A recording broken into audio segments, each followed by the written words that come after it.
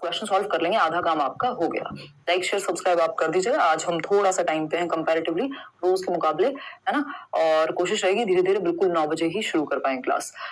जो पीडीएफ है आपको वो टेलीग्राम चैनल पे मिल जाएगा, लेट्स लर्न स्क्वाड, और विद आंसर्स आपको पीडीएफ जो है मिल जाएगा। कल वाला पीडीएफ पेंडिंग है आई नो, बट वो भी अवेलेबल आपके लिए हो जाएगा। चलिए स्टार्ट करते हैं और समझते हैं। ये सीटेट का बैच है जिसमें एडमिशन ओपन है। करियर विल ऐप डाउनलोड करके वहां एनरोल करके आप वेबसाइट से लेंगे तो एक्स्ट्रा डिस्काउंट आपको मिल जाएगा बैच पे। सभी टीचर्स, सारे नोट्स, मॉक टेस्ट, सब कुछ उसमें अवेलेबल है। क्वेश्चन नंबर 1 देखिएगा फटाफट से और समझते हैं कहानी क्या है। Which of the following is a limitation of Piaget's theory. Question को सिर्फ करना नहीं है, समझना है ना।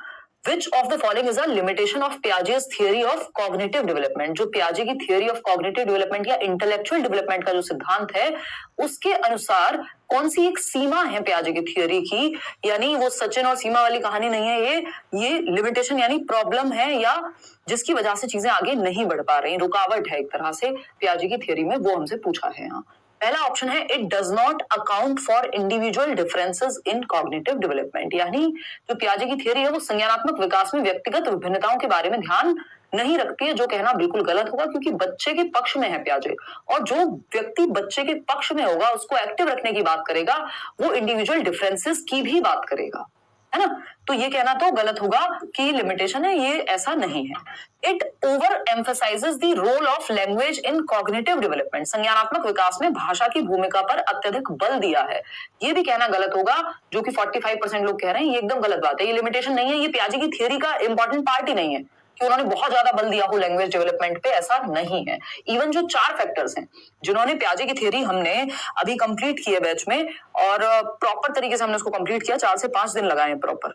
और आपको ये बात बहुत अच्छे से पता होगी जो लोग बैच में हैं या प्रीवियसली अगर यूट्यूब पे देखा हो कि आपको पता है ये 4 फैक्टर्स हैं पियाजे की थियरी में। मैचुरेशन, एक्सपीरियंस जिसको एक्टिविटी भी कह देते हैं, सोशल एक्सपीरियंस और आपका इक्विलिब्रियम। इसमें लैंग्वेज नहीं आता, लैंग्वेज को बहुत ज्यादा महत्व नहीं दिया गया उनकी थियरी में, ओवर एम्फसाइज नहीं किया गया, महत्व दिया गया, बहुत महत्व नहीं दिया गया।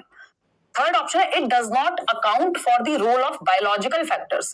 ये बात मैंने आपको बताई हुई है कि जेनेटिक एपिस्टेमोलॉजी यानी जो जेनेटिक्स है, जो हेरिडिटी है, वो महत्वपूर्ण है विकास में, ऐसा पियाजे कहते हैं, है ना। जो आपका इवन मैचुरेशन जो पहला फैक्टर है, मैचुरेशन किससे रिलेटेड है? हेरिडिटी से, आपकी आनुवांशिकता से, आपके जीन्स से।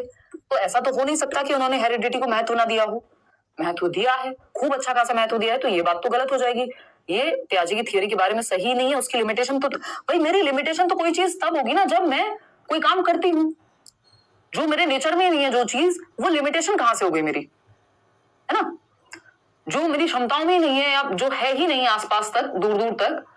फोर्थ ऑप्शन है it does not account for the, या फिर अगर मैं बात करूं जिस चीज की मैंने बात की हुई है, जो इंपॉर्टेंट चीज है, वो लिमिटेशन थोड़ी हो सकती है जो स्ट्रेंथ है, हो सकती है but not in this sense, ठीक है।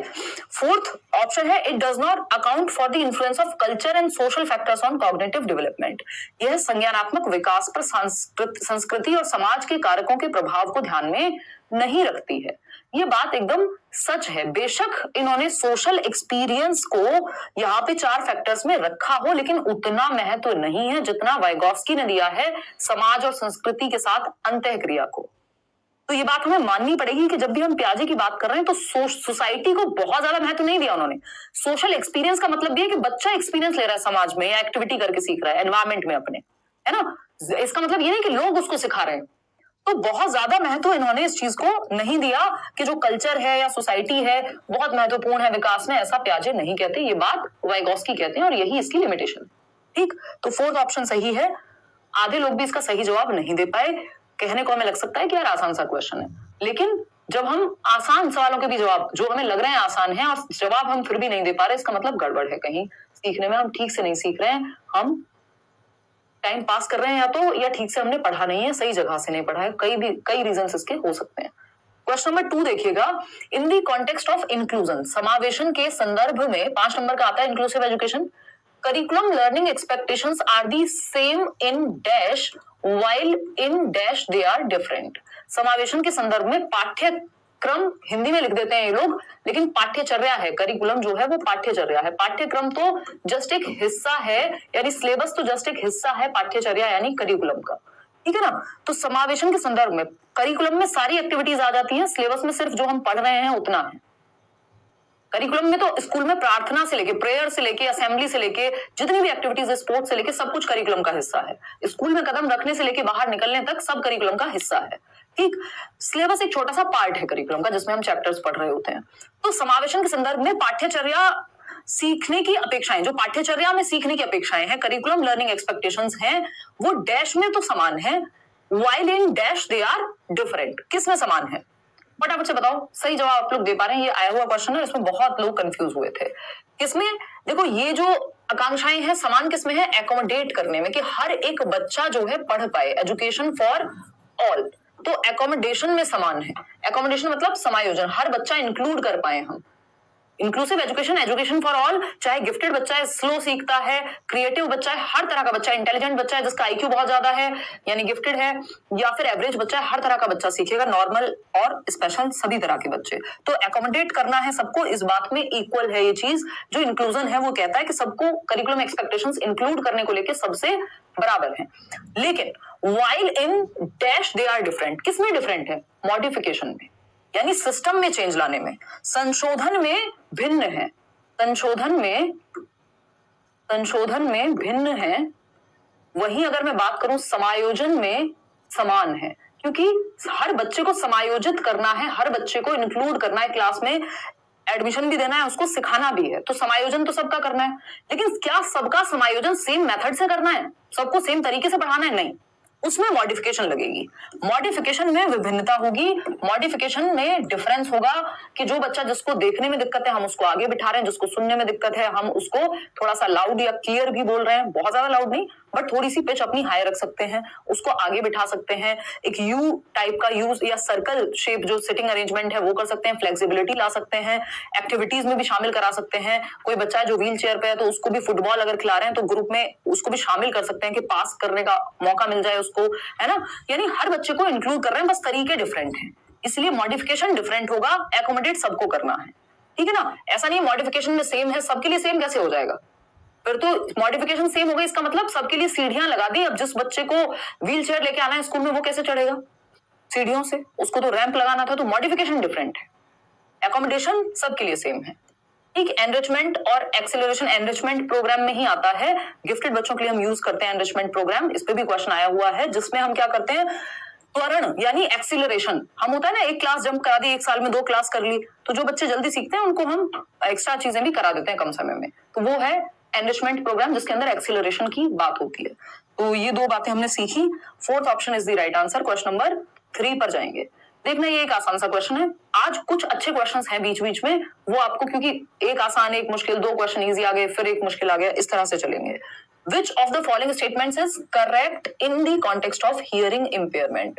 यानी श्रवण दोष के बारे में या श्रवण हानि के संदर्भ में कौन सा कथन सही है, यानी वो बच्चा जिसको हियरिंग इंपेयरमेंट है उसके बारे में कौन सी बात सही है।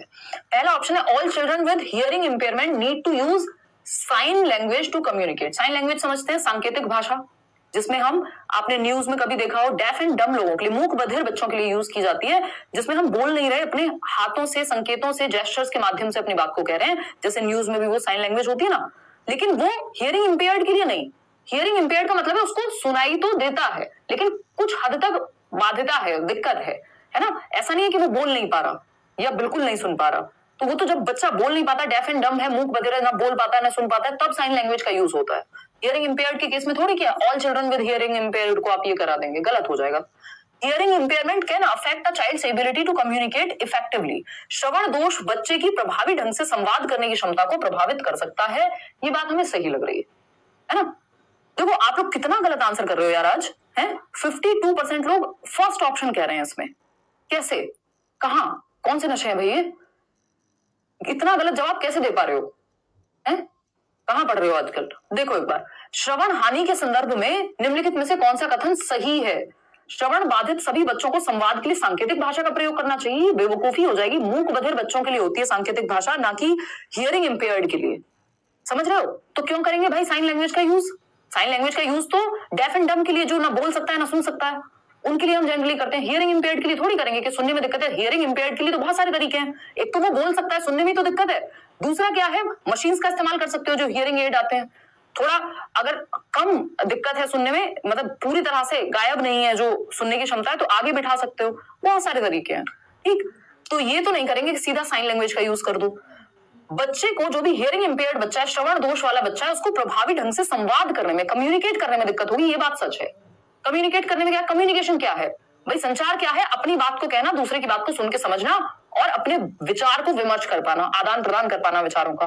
अब अगर मान लीजिए मुझे सुनने में दिक्कत है तो मैं ठीक से सुन नहीं पाऊंगी। जैसे मैं अपनी नानी का बहुत बार एग्जांपल देती थी, अब तो वो रही नहीं, कि उनको सुनने में दिक्कत थी बहुत सालों से। तो हम मान लीजिए कहते कुछ है और वो सुनती कुछ थी, तो कम्युनिकेशन में दिक्कत होती थी। फोन पे तो स्पेशली कभी बात ठीक से हो ही नहीं पाती थी, है ना, क्योंकि उनको लाउड बोलना पड़ता था, फिर कई बार समझाने में टाइम लगता था। तो ये क्या है भाई, हियरिंग इंपेयरमेंट में कम्युनिकेशन में दिक्कत आएगी, क्योंकि अगर आप ठीक से सुन नहीं पा रहे हैं तो समझ नहीं पाएंगे, समझ नहीं पा रहे हैं तो बोलेंगे कुछ का कुछ, सामने वाला कुछ कह रहा है आप कुछ कहेंगे, समझ ही नहीं पाएंगे, तो कम्युनिकेशन में दिक्कत आएगी, ये बात बिल्कुल निश्चित है। फिर भी बाकी ऑप्शंस देखते हैं। Hearing impairment of a child can be reliably tested by making loud noises near the child. ये बेवकूफी है, ये आपको भटकाने के लिए ऑप्शन दिया गया है कि बच्चे के पास तेज आवाज करके बच्चे की सुनने की क्षमता का विश्वसनीय परीक्षण कर लो।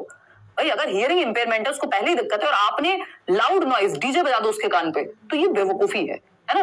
बच्चों को प्रताड़ित थोड़ी करना है, उसको ह्यूमिलिएट थोड़ी करना है, ये गलत तरीका है। उसके अलग आप लैब में ले जाइए, डॉक्टर के पास ले जाइए, वहां पे वो जांच करेगा। ये थोड़ी डीजे बजा के चेक करो आवाज आ रही है कि नहीं, है जितनी आ रही होगी वो भी खराब हो जाए। फिर क्या है भाई, नेक्स्ट है मुनि, hearing impairment is always due to physical problem with the ear. ये बहुत लोगों ने सही आंसर मान लिया था शुरुआत में। देखो ऐसा नहीं होता, कई कारण होते हैं, कई बार हेरिडेटरी से लेके, एनवायरमेंटल से लेके और फिजिकल प्रॉब्लम से लेके बहुत सारे मल्टीपल रीजंस हो सकते हैं किसी भी एक प्रॉब्लम के लिए या डिसेबिलिटी के लिए, अगर मैं कहूं इंपेयरमेंट के लिए।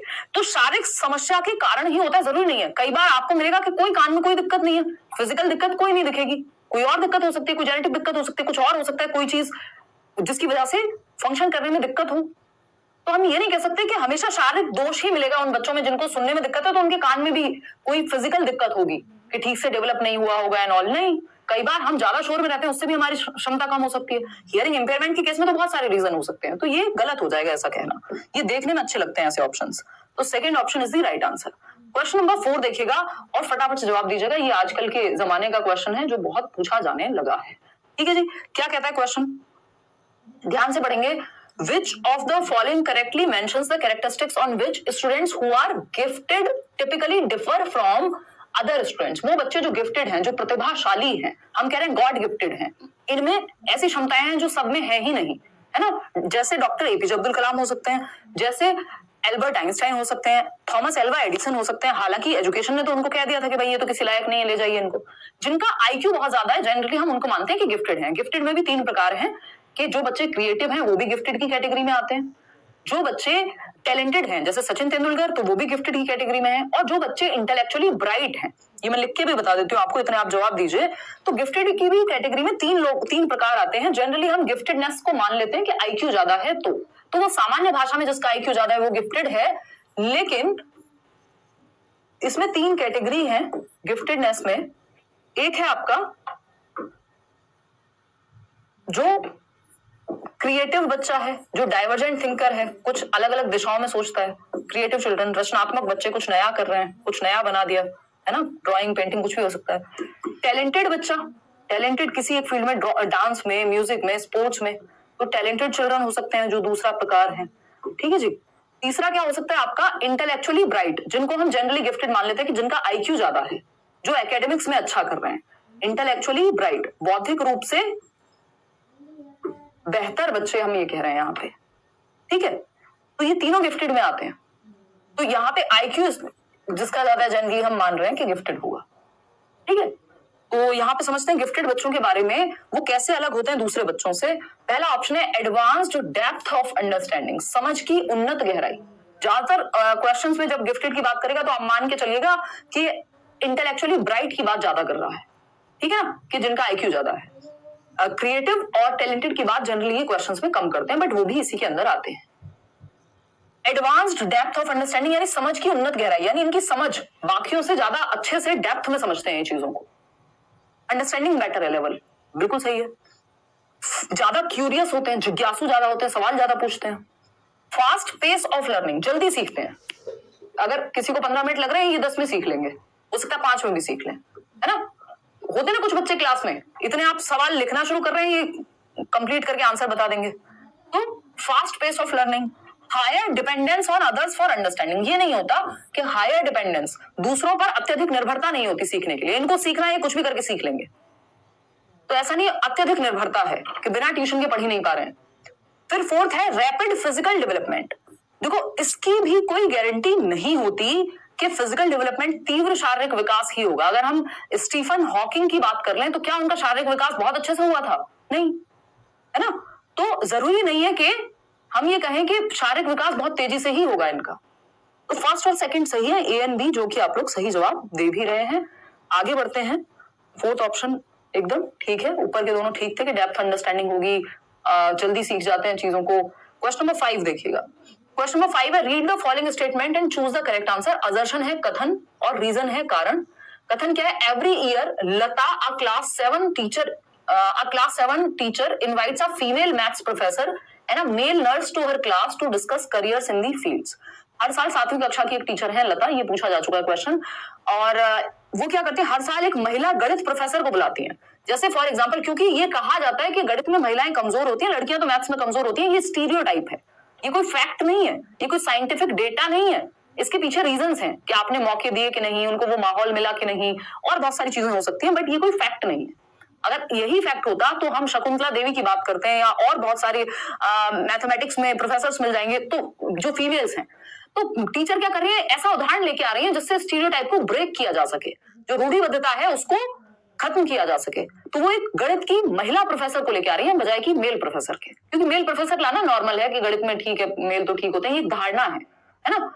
और एक पुरुष नर्स को इन क्षेत्रों में करियर पर चर्चा करने के लिए। अब जनरली हम देखते हैं नर्सेज के नाम पे हमारे दिमाग में क्या आता है, सिस्टर, मतलब हॉस्पिटल्स में अगर नर्सेज हैं तो हम कहते हैं कि सिस्टर ही होंगी, मतलब फीमेल ही होंगी, जो केयर का काम है वो फीमेल्स का काम है, ऐसा मान लिया जाता है। ये एक धारणा है, स्टीरियोटाइप है, रूढ़िबद्धता है। तो इसको भी चैलेंज करने के लिए वो एक मेल नर्स को लेके आ रहे हैं कि मेल्स में भी तो हो सकती है, सिर्फ मदर टेरेसा ही थोड़ी हो सकती है कि जो चाहे कि लोगों की सेवा करना, मेल्स में भी कोई हो सकता है जो केयरिंग हो, ठीक है ना। तो पुरुष नर्स, क्योंकि ये एक करियर है, इसको चूज किया जा सकता है।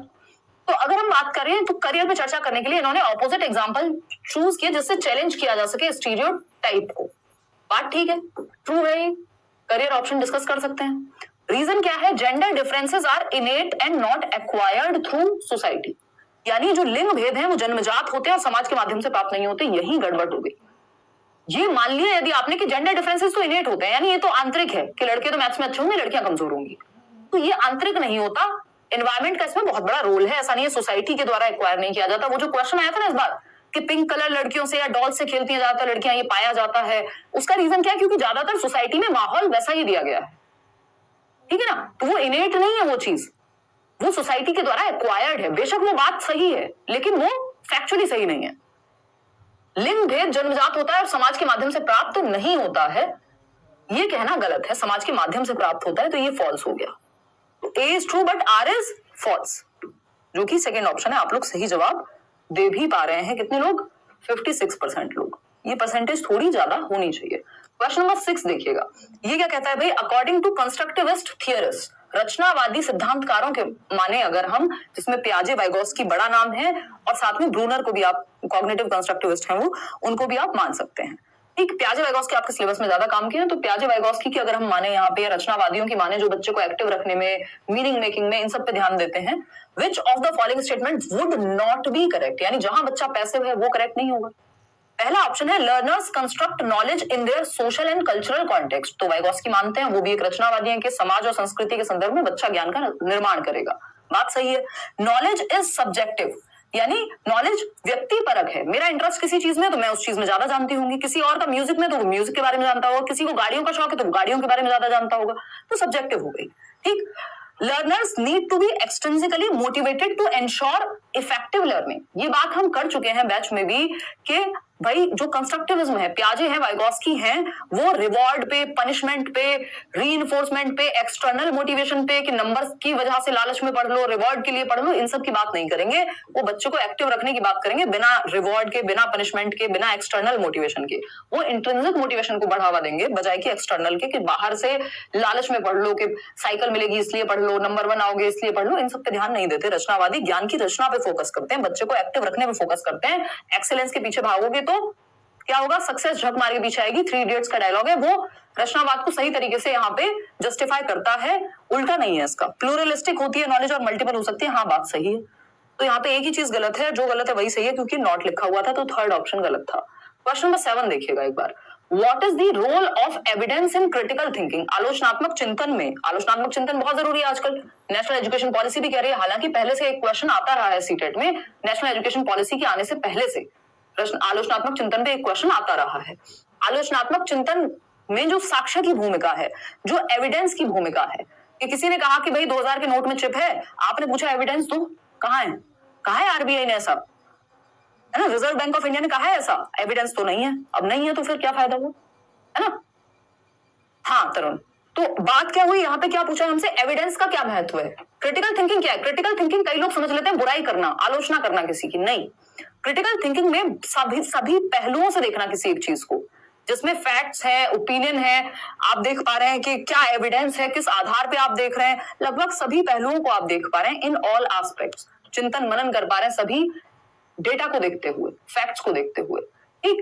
तो अगर हम देखें एविडेंस शुड बी, कि किसी ने कह दिया बिल्ली रास्ता काट जाए तो गड़बड़ हो जाती है, तो आप डेटा मांग रहे हैं कि एविडेंस क्या है इसके पीछे, साइंस ने कहा है क्या है इसके पीछे, ठीक।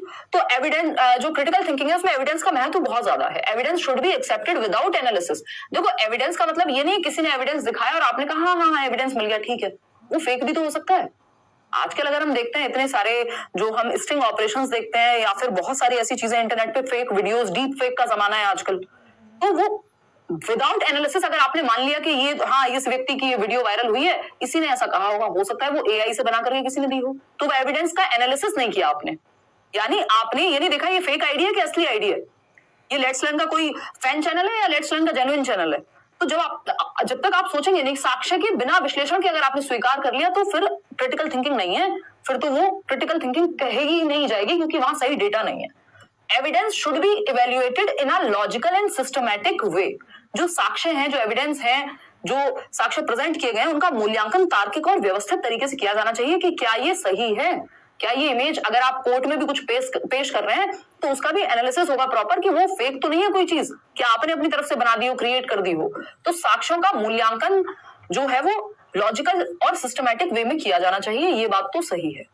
एविडेंस इज इररेलेवेंट, इररेलेवेंट नहीं हो सकता, रेलेवेंट है, इग्नोर नहीं कर सकते हम, शुड बी इग्नोर्ड नहीं, should not be ignored, it is significant, important, महत्वपूर्ण है जो साक्ष्य है, बस एनालिसिस करना है प्रॉपर उसका कि वो सही भी है या नहीं। क्वेश्चन नंबर 8 देखिएगा, थोड़े से लेंदी है, क्वेश्चन लेंदी ही पूछे जाते हैं पेपर में। क्वेश्चन नंबर 8 देखिएगा, असर्शन क्या है इसमें? जीन पियाजे and Lev Vygotsky differ in their perspective on the influence of language on cognitive development in children. Jean पियाजे और लेव वाइगोस्की जो है वो बच्चों में रचनात्मक संज्ञानात्मक विकास पर भाषा के प्रभाव पर अपने दृष्टिकोण में भिन्न है, यानी वाइगोस्की कहते हैं language is the greatest tool, यानी भाषा जो है एक सबसे बड़ा यंत्र है जिसके माध्यम से संज्ञानात्मक विकास हो सकता है। पियाजे कह रहे हैं संज्ञानात्मक विकास से भाषा कई बार डेवलप हो रही होती है। तो ये विभिन्न तरह से सोचते हैं, अपने थॉट और लैंग्वेज, विचार पहले आता है कि भाषा पहले आती है, उस पर भी वो अलग सोचते हैं। तो ये बात तो ट्रू है, ये भिन्न सोचते हैं, डिफरेंट। रीजन क्या दिया है इसका? In discovery learning teacher provides opportunities and students derive information for themselves, यानी जो अन्वेषण शिक्षण है जिसमें डिस्कवरी करके बच्चा सीखता है, उसमें बच्चों को अवसर दिए जाते हैं और वो खुद से सीखते हैं चीजें, है ना। मतलब यहाँ पे बात कुछ हम क्या कर रहे हैं, ऑरेंजेस को कंपेयर कर रहे हैं एप्पल्स से, कि भाई यहाँ कुछ बात ही नहीं चल रही, यहाँ जीन पियाजे और वाइगोस्की की बात हो रही थी, यहाँ डिस्कवरी लर्निंग पे ले गए। तो ये बात तो सही है कि डिस्कवरी लर्निंग में ऐसा होता है, लेकिन ये इस कथन का रीजन सही नहीं है। तो both A and R are true, भाई अपना अपने अपने आप में सही है ना। सीमा भी सही है, सचिन भी सही है, बट एक दूसरे के लिए सही नहीं है। अगर नहीं बन रही तो, या कोई और नाम ले लो आप, तो क्या होगा, फिर बात नहीं बनेगी, कहानी बिगड़ जाएगी, ब्रेकअप, ठीक। Both A and R are true, but R is not the correct explanation of A. सही एक्सप्लेनेशन नहीं है, सही व्याख्या नहीं करता आर ए की। बाकी दोनों सही है अपनी अपनी जगह पे, स्टेटमेंट सही है अपने आप में। क्वेश्चन नंबर 9 देखिएगा, फटाफट से जवाब दीजिएगा। In a progressive classroom the students, जो एक प्रगतिशील कक्ष है, प्रगतिशील किस लिए कह रहे हैं? क्योंकि बच्चा एक्टिव है, चाइल्ड सेंटर्ड है, बाल केंद्रित है। जॉन डुई को याद कीजिए, लर्निंग बाय डूइंग की बात करता है, बच्चे को एक्टिव रखने की बात करेगा प्रोग्रेसिव एजुकेशन। बात सही है नहीं? क्या कहता है भाई? Do not ask many questions, बच्चे क्वेश्चंस नहीं पूछते। भाई बच्चे को फ्रीडम है, बच्चा क्वेश्चन पूछता है प्रोग्रेसिव एजुकेशन में, ये गलत हो जाएगा। Ask questions to the teacher, शिक्षक से प्रश्न पूछते हैं, हाँ पूछते हैं भाई, ये बात सही है। आस्क, बच्चा और टीचर दोनों एक्टिव है, ये क्वेश्चन में पूछा जा चुका है। Both teacher and students are active, भाई टीचर भी एक्टिव है और बच्चे भी एक्टिव हैं, उसी को हम प्रोग्रेसिव या चाइल्ड सेंटर्ड क्लासरूम कहेंगे। चाइल्ड सेंटर्ड का मतलब यानी बाल केंद्रित का मतलब ये नहीं कि सिर्फ बच्चे ही एक्टिव हैं, दोनों एक्टिव हैं। तो टीचर से क्वेश्चन पूछते हैं बच्चे, आपस में क्वेश्चंस पूछते हैं अपने पीयर्स से, अपने सहपाठियों से, खुद से भी क्वेश्चन पूछते हैं, खुद से भी डाउट सॉल्व करते हैं। तो बी सी डी तीनों बातें सही है, यानी थर्ड ऑप्शन यहाँ पे सही है। 78% लोग सही उत्तर दे पा रहे हैं। तो एक क्वेश्चन प्रोग्रेसिव एजुकेशन से जरूर आता है, मिनिमम, ज्यादा भी आते हैं कई बार।